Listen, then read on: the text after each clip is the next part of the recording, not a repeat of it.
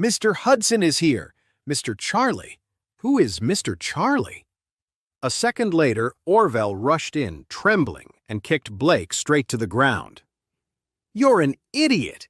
You can't even recognize Mr. Charlie? I'll kill you! Orville kept kicking Blake, yelling at him frantically. Blake, who had been acting so tough just moments ago, now looked like a drowned rat. Elsa was speechless. What was happening? The goons were also panicking. This young guy was actually Mr. Charlie? They had just tried to attack him. They really had a death wish. Orville yelled at the others. What are you all just standing there for? Get on your knees and apologize to Mr. Charlie. Mr. Charlie, we're so sorry. We were blind not to see who you were. We almost messed with you. Please, let us go. The men dropped to their knees, bowing and scraping, apologizing frantically. Blake was terrified too. He dropped to his knees and begged for mercy. I'm so sorry, Mr. Charlie. Please forgive me. Please spare me this one time. Orville even slapped himself, saying nervously, Mr. Charlie, this is my fault. I failed, and I let my men bother you and your friends. Charlie glanced at Elsa and said lightly, I just invited my wife's friend to dinner. Then he looked at the others and said coldly, They are not my friends. Elsa was completely shocked. It turned out Charlie wasn't bragging at all. He really had booked a room at the mansion, and it was the exclusive diamond box. More importantly, this room had been reserved for him by Orville himself. Remembering how she had looked down on Charlie before, Elsa's face flushed red with shame. At that moment, Harold trembled when he heard what they were saying. What was happening? Charlie, that loser, was a friend of Mr. Hudson? Wendy was terrified too. Charlie actually knew Orville Hudson. The crazy part was how nice Mr. Hudson was to him. Then she looked at her fiancé Gerald, who was unconscious and on the floor. Orville wiped the cold sweat from his forehead and promised, Mr. Charlie, don't worry, this will never happen again. From now on, you can come to the mansion and use the diamond box whenever you want. As for him, I'll deal with him later. Charlie just grunted, then turned to Elsa. Elsa, I've had enough to eat. This place is a mess. Let's get out of here. Charlie's voice snapped Elsa out of her shock. What about the others? She asked instinctively. She looked at Harold, Gerald, and Wendy's awful conditions and couldn't help but worry. Charlie said casually, Let Mr. Hudson handle it. Orville immediately added, Mr. Charlie, don't worry. I'll get an ambulance and have them taken to the hospital for treatment. All right. Charlie nodded. In that case, we'll get going. Elsa was still in a bit of a daze as she followed Charlie out of the mansion. Once they were outside, Elsa couldn't calm her racing heart. She looked at Charlie, who seemed completely unfazed and felt like he was shrouded in a fog, mysterious and deep. Charlie, what was all that back there? Before Elsa could finish, Charlie cut her off, saying flatly, Elsa, please keep what happened today a secret. If Claire finds out, she'll be upset that I'm involved with shady people like Orville. Elsa had no choice but to nod. Okay, I understand. After Charlie and Elsa left, Orville arranged for an ambulance to take everyone to the hospital. Wendy's jaw was leaving her face permanently. One of Harold's hands was nearly useless, and it would take a long time to heal, if ever. As for Gerald, he had a severe concussion. Although he was out of immediate danger, he would suffer from the after effects for the rest of his life. Elsa's meeting with Doris Young from the Grand Group was tomorrow. After leaving the mansion, Charlie drove her back to her hotel and then left. Elsa was still reeling from the shock of dinner as she thought about what her future held. She had come to Oris Hill supposedly to work for the Grand Group, but her real reason was a heavy family responsibility. Her dad had told her some top-secret news. The Wades, the most powerful family of Eastcliff had found their heir, who had been missing for many years. They had also bought the Grand Group to let the young man learn the ropes. In other words, the Wade family heir was right here in Oris Hill, and he was the chairman of the Grand Group. Although the Gardner family was well respected in Eastcliff, they were strictly second tier, 1,000 miles away from the status of the Wade family. Because of this, the Gardner family was hoping Elsa could use her position to find a way to meet the Wade family heir. If she could start a relationship with him, and that led to a marriage, it would be a huge victory for them. Even though Elsa was repulsed by the idea, she couldn't ignore the immense pressure on her shoulders to revive her family's fortunes. She had traveled all this way to Oris Hill and taken a job at the Grand Group for one reason: to get close to its mysterious chairman and find a way to catch his eye. Back in Eastcliff, Elsa was considered a top beauty among the elite. She was confident that her looks, intelligence, skills, and great figure would be more than enough to capture the attention of the Wade family heir. If she could really marry him, the Gardner family's fortunes would be completely restored. They would secure their place as a top-tier family.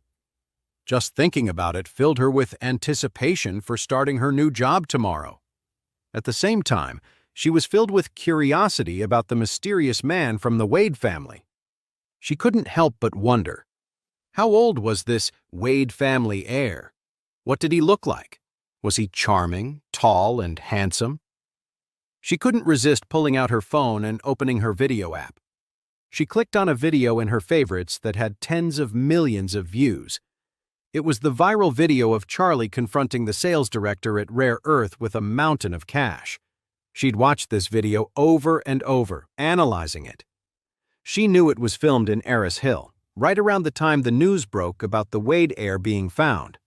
Because of that, she guessed that the insanely rich guy in the video had to be the youngest of the Wade family, the chairman of the Grand Group. She zoomed in on the man's back, studying his every move. From the blurry video, she could tell the famous internet mystery man was probably in his 20s, tall and thin, but his face was never visible. Still, his build was impressive, not far off from some American supermodels. With a body like that, she figured his face had to be just as good. But then, Elsa felt a strange sense of familiarity. Why did this guy's posture seem so much like Charlie's? She dismissed the thought almost immediately. It was impossible. Charlie was just the son-in-law of the Wilson family. What kind of power did the Wilsons have? They couldn't even compare to a single hair on the Wade family's head. If Charlie really was the Wade heir, why would he be stuck living with a down-and-out family like the Wilsons? She decided she was just overthinking things. The next day, Elsa arrived at the Grand Group bright and early. Vice Chairwoman Doris Young personally handled her onboarding. Doris took her to the administrative department, walked her through her new responsibilities, and then said, "Elsa, if you ever have any questions, you can ask me directly or just come by my office." Elsa nodded gratefully, then asked cautiously, "Miss Young, I was wondering if I might have a chance to meet the chairman. Since I'll be handling administrative affairs for the company, I'm worried I might accidentally overlook something important if I've never met him." Doris was immediately on high alert. Charlie had asked her just the other day to keep an eye on Elsa, and now, on her first day, she was already asking about the chairman. It was too much of a coincidence to ignore.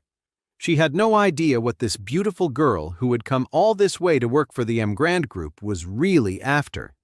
She said to Elsa, "Our chairman doesn't come into the office very often, but if he does, I'll let him know. If he wants to meet with you, I'll be sure to inform you." Elsa's heart sank with a little disappointment. But she managed a smile and said, "Thank you, Mrs. Young." As soon as Doris Young was back in her office, she called Charlie to report what had happened. The moment Charlie heard that Elsa had tried to meet him on her very first day, His guard went up. This woman was definitely here for him. What was her goal? Was she trying to get close to him to hurt him or to seduce him? Whatever her reason, the thought of it left a bad taste in Charlie's mouth.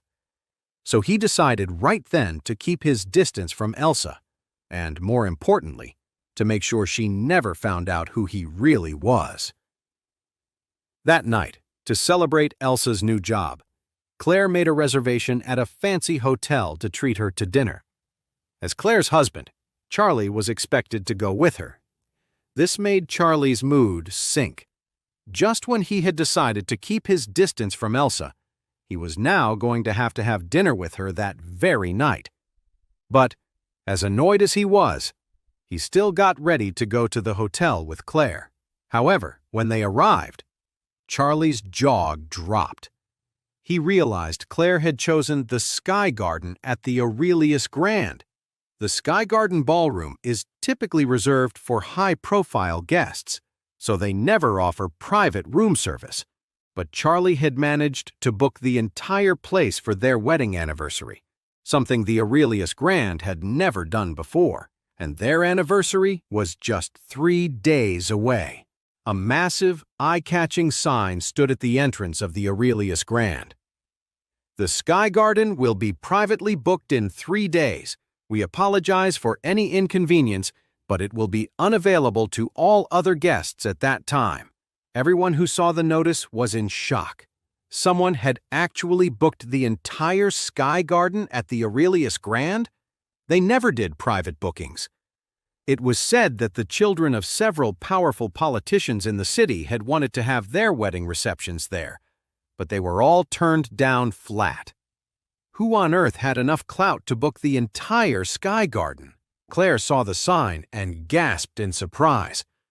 Wow, the Sky Garden is actually booked? That's incredible. Charlie, standing beside her, just smiled and said, "What's so incredible? It's a ballroom, isn't it? Of course people can book it." "You don't get it," Claire said, her tone serious. "The Aurelius Grand isn't just some local hotel. It's one of the top hotel chains in the world.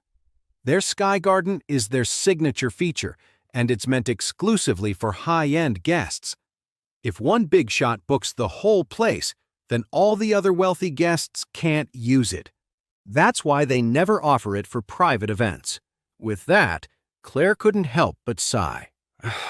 I can't even imagine who this person is. To be able to book this entire place is just amazing. Charlie deliberately smiled and said, "Maybe it's someone who really loves his wife and wants to throw a wedding celebration for her." Claire's eyes widened. A wedding for his wife? Here? Wow, he must really love her. His wife is so incredibly lucky. To know more, listen to the audio series Heir in Hiding, only on the Pocket FM app.